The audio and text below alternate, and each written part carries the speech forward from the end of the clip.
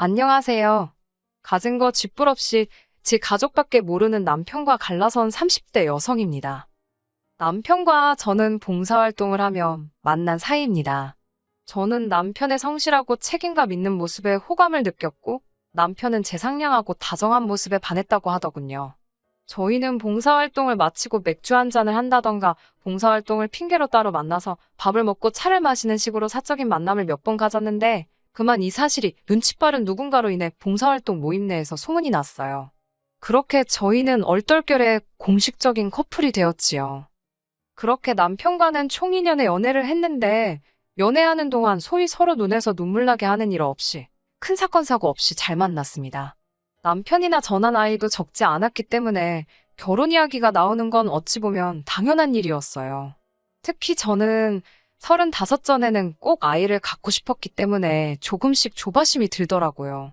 그리고 얼마 지나지 않았을 무렵 남편이 이런 제 마음을 눈치챘던 건지는 모르겠지만 돌아오는 주말에 저희 부모님께 인사드리러 가고 싶다는 말과 함께 프로포즈를 해왔습니다. 저희 집에 인사를 드리러 갔을 땐 전반적으로 화기애애한 분위기였습니다. 친정아버지께서 남편에게 질문 공세를 퍼부으셨을 때를 제외하면 말이지요. 친정아버지께서는 남편에게 정확히 직장에서 무슨 일을 하는지, 연봉은 어떻게 되는지, 회사를 관두면 앞으로 계획은 무엇인지, 그리고 결혼을 하게 되면 집 문제는 어떻게 할 것인지, 와 같은 질문들을 옆에서 듣고 있는 제가 민망할 정도로 직설적으로 그리고 단도직입적으로 물어보셨습니다. 그리고 그런 아버지의 질문에 남편은 약간 긴장한 것 같긴 했지만 마치 기다렸다는 듯이 막힘없이 대답을 했고요. 특히 집 문제의 경우 시부모님께서 남편 앞으로 아파트를 해주기로 하셨다며 자신만만한 모습을 보였는데 저도 처음 듣는 이야기라서 정말 깜짝 놀랐답니다. 제가 정말이냐고 몇 번 더 물었는데 남편은 속고만 살았냐며 시부모님께 결혼할 여자가 있다고 하니 아파트를 사준다 하셨다며 걱정하지 말라더군요. 친정부모님은 이런 남편이 마음에 드신 눈치였고 그렇게 저와 남편의 결혼을 허락하셨습니다. 집을 계약하고 나면 그에 걸맞는 혼수와 예단을 해서 보내시겠다 하셨고요. 그리고 얼마 후 이번엔 제가 시댁에 인사를 드리러 가게 되었습니다. 남편 말에 의하면 시부모님은 얼마 전까지 사업을 하시다 은퇴를 하셨고 노후 준비는 다 되어 있으시다 했어요. 지금 살고 계신 집도 시부모님 명의로 되어 있기 때문에 자식들에게 손 벌리실 분들은 아니니까 걱정하지 않아도 된다고요. 시댁에 도착하니 어머님께서 제 이야기를 많이 들으셨다며 어서 오라고 반갑게 맞아주셨습니다. 어머님께선 당신이 음식 솜씨가 좋지 못하다며 식사는 시켜 먹자고 하시더군요. 첫 만남부터 며느리감을 부려먹는 집들도 있다던데 그에 비하면 양반이지 싶어서 별로 신경 쓰지 않았습니다. 중국 음식을 시키고 음식을 기다리는 동안 어머님 아버님과 이런저런 이야기를 나누게 되었어요. 이제 2번 다시 볼 사이도 아니니 허심탄회하게 털어놓겠습니다. 하루 왼종일 돈 이야기만 하시더라고요. 주식이 어떻고 부동산이 어떻고 그러다 자연스럽게 집 이야기가 나왔습니다. 어머님께선 저더러 아내 가정가구는 뭐로 채울 거냐, 예단은 어떻게 할 거냐 그런 것들을 노골적으로 물어보셨어요. 저는 일단 집을 보고 집에 걸맞는 수준으로 친정에서 해주신다 하셨다고 말씀을 전했습니다. 어머님께선 그럼 예단부터 하자는 식으로 말씀을 하셨는데 이 부분은 저 혼자 정할 수가 없어서 친정부모님과 상의해보겠다고 말씀드렸지요. 솔직히 말하면 이때 조금 느낌이 쎄하기는 했는데 딱히 뭐라고 꼭 집어 말하기는 어렵고 아무튼 하루 종일 어머님 곁에서 적당히 내내해가며 하루를 보냈습니다. 상견례까지 마친 이후로는 정말 본격적으로 부동산 투어에 나섰습니다. 솔직히 이것도 많이 늦은 감이 있었는데 이렇게 된 데는 또 그 나름의 사연이 또 있어요. 집을 해주신다던 어머님께선 식장을 예약하고 나자 말을 살짝 바꾸셨습니다. 저더러 2억을 줄 테니 예산에 맞는 집을 사라고요. 문제는 그때가 2020년이었습니다. 서울에 2억짜리 아파트가 있을 리 만무했지요. 있다고 해도 없는 거나 마찬가지인 아파트들이었달까요. 남편이 저더러 대출을 받아서 보태면 어떠냐고 했지만 대출을 1, 2천 받아서 될 일도 아니었기에 엄두가 나지 않았고요. 이러지도 저러지도 못하고 발품만 팔며 시간을 보내던 어느 날 정말 운 좋게 10평대의 서울 외곽에 위치한 아파트 하나를 발견했습니다. 저는 너무 기쁜 마음에 바로 남편에게 전화를 걸었는데 남편은 뜻밖의 반응을 보이더군요. 너무 작다고 그런 데서 어떻게 사냐고요.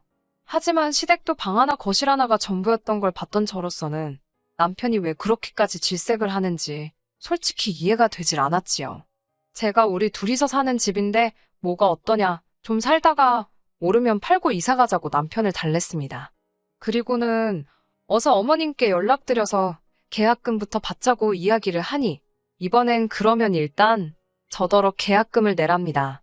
하지만 제 돈은 적금에 묶여 있었고 만기까지는 2주도 안 남은 상황이었기에 절대로 쓸 수가 없었어요. 제가 그러지 말고 부동산에서 말하길 500만 원만 있어 된다니까 일단 500이라도 말씀드리라 했습니다. 그렇게 말씀드리기가 껄끄러우면 일단 당신 돈 500을 나한테 보내라고도 했고요. 그제서야 남편은 할 말이 있다며 일단 만나자고 그러더군요. 부동산에는 하루만 기다려 달라고 사정을 해놓고 남편을 만나러 갔습니다. 남편은 저를 만나기 전 이미 술 한잔을 했는지 조금 흐트러진 모습이었어요. 무슨 일이냐고 하니까 미치겠다면서 주먹으로 자기 가슴을 마구 내려치더니 자기 부모님께서 말을 바꾸셨답니다. 집을 해준다던 건 당신들이 갖고 계신 땅을 팔아서 그 돈으로 사주시려던 거라고요. 그런데 서울 집값 오르는 걸 보니까 당신들 땅도 오를 것 같아서 아까워서 지금 못 파시겠다고 그러시더랍니다. 땅을 안 팔면 돈이 없으니 당연히 집도 못 해주신다는 소리였지요. 좀만 더 기다렸다가 땅값 좀 더 받아서 팔고 그 돈으로 집을 사자며 1년만 더 기다리라 하셨다고요. 솔직히 그 소리를 듣고 있는데 너무 갑갑하더라고요. 어머님의 땅값이 오르는 동안 서울 집값은 그대로 있나요? 어찌됐건 땅 주인인 시부모님이 안 판다는데 남편한테 대고 제가 무슨 말을 한들 뭐가 달라지겠나 싶더군요. 일단 남편이 너무 괴로워하니까 알겠다고 같이 방법을 찾아보자 하고는 남편을 달래서 돌려보냈네요. 집으로 돌아왔는데 제 안색이 많이 안 좋았던 모양입니다. 집에 먼저 와 있던 남동생이 절 보더니 무슨 일 있냐며 묻더라고요. 당시 저는 남동생 소유의 아파트에 얹혀 살고 있었거든요. 팔불출 같긴 하지만 제 남동생이 능력이 좋아요. 흥미없는 공부에 시간 낭비하고 싶지 않다며 그렇게 온 가족을 걱정시키더니 보란듯이 자기가 좋아하는 요리로 돈을 벌어서 집까지 샀습니다. 젊은 애가 어떻게 저렇게 자제하면서 살까 싶을 정도로 남동생은 술, 담배는커녕 여자친구 한 번을 안 사귀고 일만 해대더니 정말 기특하지 않나요? 본인 말로는 대출을 있는 대로 끌었다며 아직 자기 아파트가 아니라 은행 아파트라며 엄살을 피우긴 하지만 게다가 고맙게도 누나인 저더러 직장 근처에서 자취한다고 돈 버리지 말고 자기 아파트에 들어와 살라고 먼저 물어봐 주더라고요. 누나도 허튼데 돈 쓰지 말고 미래를 준비하라면서 의젓한 동생의 모습에 언제 저렇게 컸나 싶대요. 아무튼 동생에게 저는 남편과 나눈 이야기를 털어놓았고 동생은 생각에 빠진 듯 보였습니다. 그러더니 한다는 말이 그럼 일단 이 집에 같이 들어와 살면 되지 않겠냐고 그러더군요. 저는 생각지도 못한 남동생의 제안에 깜짝 놀랐습니다. 말도 안 된다고 아니라고 결혼을 그냥 천천히 하던지 다른 방법을 찾아보겠다는 저에게 동생은 매형이 좋은 사람 같았다며 돈 때문에 누나가 좋은 사람을 놓치지 않았으면 좋겠답니다. 그렇다고 동생과 저 둘이서 정할 문제는 아니었으니 남편과 먼저 방법을 좀 연구해보겠다고 했네요. 이튿날 저는 다시 남편과 만났고 남편에게 그럼 일단 당신이 모아둔 돈부터 말해보라 했습니다. 이때만 하더라도 만약에 남편이 한 7, 8천 정도 모아둔 상황이라면 제가 모아둔 돈과 합쳐서 전세라도 구할 작정이었거든요. 그런데 남편의 말은 가관이었어요. 한참을 쭈뼛대며 말을 못하길래 뭔가 있구나 싶어서 추궁을 하니 돈이 하나도 없답니다.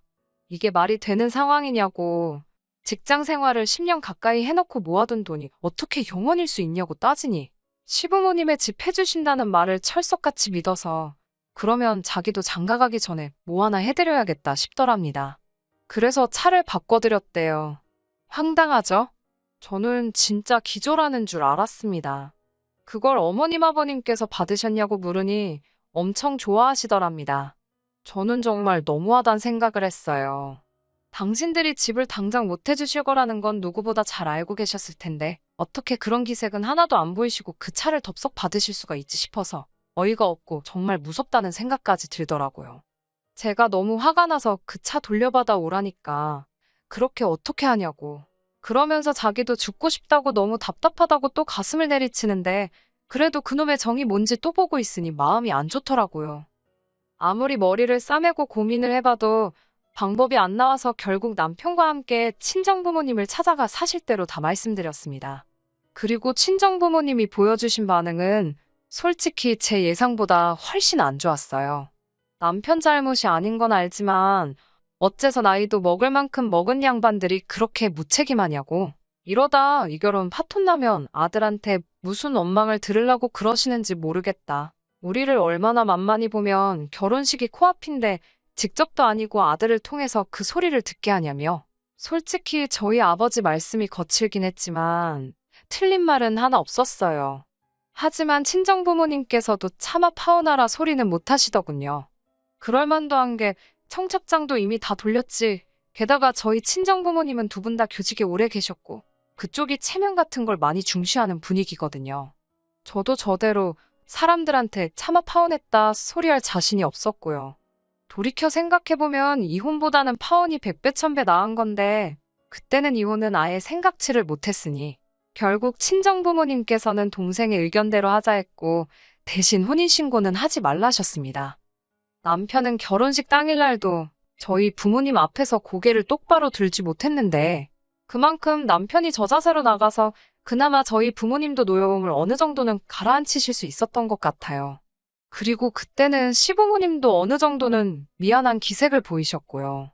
그런데 어쩌다가 근 1년 만에 그렇게 뻔뻔하고 염치가 없어진 건지 알다가도 모를 일이에요. 제가 너무 잘해주고 저희 부모님도 별 말씀을 안 하니까 호구로 본 건가 싶기도 하고 남동생의 배려로 저희가 큰 안방을 쓰게 되었고 남동생은 작은 방을 쓰게 되었습니다. 제가 아니라고 우리가 작은 방을 써도 된다고 몇 번을 사양했지만 동생은 자기는 어차피 대부분의 시간을 매장에서 보내고 집에서는 잠만 잔다며 괜찮다고 하더군요. 동생의 배려는 이뿐만이 아니었습니다. 쉬는 날 TV 보는 게 유일한 낙인 아이인데 저희가 불편할까봐 그런 건지 어쩌다 쉬는 날에도 밖에 나가거나 있어도 방 안에서 도통 나오지를 않더라고요. 사소하지만 정말 많은 부분에서 동생이 신경 써주고 있다는 걸 누나인 저는 느낄 수 있었어요. 저는 솔직히 제가 남동생에게 고마운 만큼 남편도 어느 정도는 고마움을 느끼고 있을 거라고 믿었습니다. 그런데 얼마 전 정말 말 같지도 않은 소리를 하더라고요. 얼마나 어처구니가 없는 소리를 했는지 그게 결국 저희가 헤어지게 된 결정적인 이유가 되었을 정도입니다. 저에게 남동생이 있듯 남편에게도 여동생이 있습니다. 차이가 있다면 남편과 신우의 나이 차이겠지요. 늦둥이로 태어난 신우는 지난해 대학에 진학했습니다. 목표는 다른 수험생들과 마찬가지로 서울 안에 있는 대학에 가는 거였다는데 결과가 좋지 않아서 시댁 근처에 있는 대학에 갔어요. 그리고 그런 신우가 서울에 올라왔다고 연락을 해왔습니다. 무슨 일로 왔냐고 물으니 지방에서 대학교 다니는 거 재미도 없고 이참에 서울에서 공무원 시험 준비나 해볼까 생각 중이라고요. 그러냐 어쨌든 서울이라고 하니 다시 내려가기 전에 만나서 밥이나 먹자고 하고 전화를 끊었습니다. 그런데 얼마 지나지 않아 이번엔 남편에게 전화가 걸려왔어요. 방금 자기 여동생하고 통화하지 않았냐길래 했다고 서울에 놀러 왔다더라고 하니 한숨을 푹 내쉬고는 어디서 자는지 물어봤냐입니다. 그걸 내가 물어봤어야 하냐니까 그럼 걔가 서울에 아는 사람이라곤 우리밖에 없는데 당연한 거 아니냐대요. 살짝 어이가 없어서 진짜 그런 거면 오히려 신우가 우리한테 먼저 연락을 하고 왔어야 하는 거 아니냐니까 애가 아직 어려서 그런 건 좀 깜빡할 수도 있는 거 아니냐며 일단 우리 집으로 데려오겠다더군요. 제가 미쳤냐고 지금 당신도 처남한테 신세 지고 있는 거 잊었냐고 절대로 집으론 데려오지 말라고 했어요. 그러자 남편이 그러면 뭐 자기 여동생은 어디서 재우냐고 짜증을 내길래 호텔로 데려다 주든 어쩌든 알아서 하라고 집은 안 된다고 전 정말 확실히 의사표현을 했네요. 하지만 퇴근 후 집에 도착하니 현관 앞에 못 보던 여자 신발이 있더군요. 아니나 다를까 남편이 신우를 데리고 온 거였지요. 신우 보는 앞에서 남편한테 화를 내기도 그래서 따로 얘기 좀 하려는데 현관문 열리는 소리와 함께 동생이 들어왔습니다. 동생은 못 보던 여자가 있으니 순간 이게 무슨 상황인가 파악하려는 눈치였고 제가 먼저 신우라고 소개를 했지요. 남동생도 그제서야 안심했다는 듯 매영이 누나 몰래 여자라도 데려온 줄 알고 깜짝 놀랐다며 신우에게 인사를 하곤 커피 한 잔 하러 들린 거냐고 묻더라고요. 제가 먼저 그렇다고 둘러댔고 남동생은 방으로 들어갔습니다. 동생이 없는 틈을 타 남편더러 적당한 때 신우를 돌려보내라 했습니다. 그런데 남편은 저더러 집주인도 아니면서 왜 제가 난리냐고 오히려 저를 이상한 사람 취급을 하더라고요. 그러더니 제 동생한테 얘기 좀 하자며 방 밖으로 불러냈습니다. 그리고는 터무니없는 소리를 짓거리대요. 자기 여동생이 몇 살인데 겁이 많고 어쩌고 쓸데없는 소리를 늘어놓더니 당분간 신세 좀 져도 되겠냐고요. 제 동생은 좀 당황한 눈치로 저를 쳐다봤고 저는 신우를 피해 고개를 절레절레 저었습니다. 하지만 제 동생은 잠깐 고민하는 듯 하더니 정갈대가 없으면 갈대 정해질 때까지 있는 건 괜찮다고 하더라고요. 저 바보 같은 녀석 듣고 있는데 어찌나 속이 너무 상하던지요. 그리고는 동생이 할 일이 있다며 방에 들어가려는데 다시 남편이 동생을 붙잡더니 한 가지만 더 부탁을 하잡니다. 이번엔 또 무슨 헛소리를 하려고 저러나 싶어서 저도 모르게 나를 세워 듣고 있었습니다. 남편이 한다는 말이 제 동생이 키도 크고 덩치도 커서 자기 여동생이 좀 두려움을 느끼는 것 같다면서 혹시 오늘 나가서 자면 안 되냐입니다. 제 동생이 그게 무슨 뜻이냐고 되물으니 당분간 그러니까 자기 여동생이 이 집에 있는 동안은 처남이 밖에서 숙식을 해결하면 안 되겠냐고 묻더라니까요. 듣다 못한 제가 남편 뒤에 숨은 신우를 향해 소리를 질렀습니다. 아가씨가 지금 연락도 안 하고 온 덕분에 이게 다 무슨 상황이냐고. 아가씨는 오늘 호텔 가서 자라고요. 그리고 남편한테도 내 동생 괴롭히지 말고 그렇게 아가씨 걱정이 되면 같이 나가라고. 같이 옆에서 자장가 불러주고 재워주든지 하라고. 여기 내 동생 집이고 우리 엄연히 빌부터 살고 있는 건데 당신이 뭔데 내 동생더러 나가라 말하냐고 아주 따발총처럼 쏴댔네요. 그러자 신우가 저더러 너무한답니다. 자기가 제 여동생이었어도 그랬겠냐고 그러길래 제 여동생이면 안 그랬겠죠. 라고 받아쳐버렸어요. 그리고는 남편한테 네 동생은 네가 챙기라고 내 동생은 내가 챙긴다고 악을 썼네요. 그러자 남동생이 누나 그만하라면서 매영 진짜 갈 곳이 없어서 그런 거면 거실에서라도 재우고 그게 아니면 억지 그만 쓰시면 좋겠다고 점잖게 말하더라고요. 그러면서 딱 덧붙이기를 매영 여기 계시게 하는 것도 다 저희 누나의 남편이라서 가능한 거라고 그걸 잊지 마시라고 한마디 더 하대요. 그 말을 들은 남편은 무슨 발작이라도 하듯이 아무리 그래도 그렇지 처남이 엄연히 아랫사람인데 자기한테 어떻게 훈계조로 말을 하냐면서 이렇게 싸가지 없는 사람인지 몰랐다고 억지를 쓰더라고요. 남매가 어떻게 이렇게 쌍으로 이기적이냐고 그러길래 니네 남매도 상으로 염치가 없다고 받아쳤습니다. 그러면서 말도 더 섞기도 싫으니까 네 동생 데리고 나가라고 했더니 남편이 저더러 후회 안 하냐입니다. 조금만 더 기다리면 어머님이 집 사주신다고 했는데 이런 식으로 행동하면 그 집에 제 지분은 하나도 없는 거라나요? 하나도 탐 안 나니까 눈에 보이지도 않는 집 가지고 유세 적당히 떨라고 저도 말 나오는 대로 그냥 퍼부숴 버렸어요. 그러면서 꺼지라고 아주 악을 쓰니 제 기세에 눌렸는지 남편이 어버버하면서 신우를 데리고 나가더군요. 그 일이 있고 나서 저희는 그동안 서로 서운했던 묵은 감정이 다 터져 나왔습니다. 조금이라도 다시 같이 살 생각이 있었다면 적극적으로 해명을 한다든지 어떻게 해서라도 풀어보려고 했을 텐데 정이 뚝 떨어져서 그런지 같이 마주 앉아있는 것 자체가 싫더라고요. 말끝마다 집 타령하는 것도 지겹고 그 집구석에서 네 여동생이랑 둘이 살던지 말던지 마음대로 하라 했습니다. 남편과 헤어진 이후로 저는 남동생 집에서도 나와서 혼자 오피스텔 구해서 살고 있어요. 더 이상 동생한테 신세지기도 싫고 누나로서 보여주지 말아야 할 모습을 보여준 것 같아서 마음도 안 좋고 그래도 무능하고 염치 없는 남편하고 너무 늦지 않게 헤어져서 다행이다 싶습니다. 얼마 전에 시부모님 소유의 그 땅 그냥 심심해서 인터넷에 검색해봤는데 오르기는 개뿔 그때보다 더 떨어졌더군요. 평생 그 소중한 땅 쥐고서 품에 꼭 끌어안고 살았으면 좋겠네요. 너무 고소합니다. 끝까지 들어주셔서 감사합니다. 오늘의 사연은 여기까지입니다. 구독과 좋아요, 알람 설정 부탁드리고 더 좋은 사연으로 다시 찾아뵙겠습니다. 감사합니다.